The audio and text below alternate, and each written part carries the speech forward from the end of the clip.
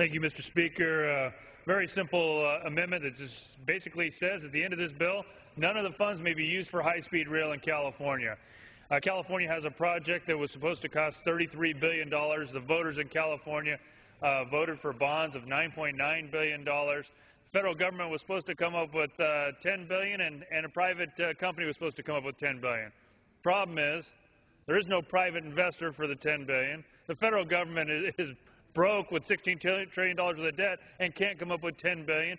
And the state of California can no longer float the bonds because the credit rating is so bad. To compound the matters, it's no longer a $33 billion project. It ballooned to $68 billion, then on up to $98 billion.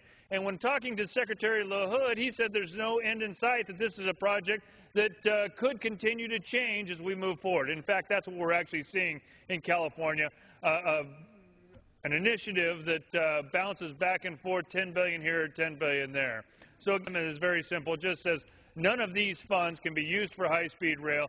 In California, we've got highways that are falling apart, bridges that are falling apart. We need to ensure that our gas tax dollars get used for their intended purpose of actually improving our roads and highways. And I yield back.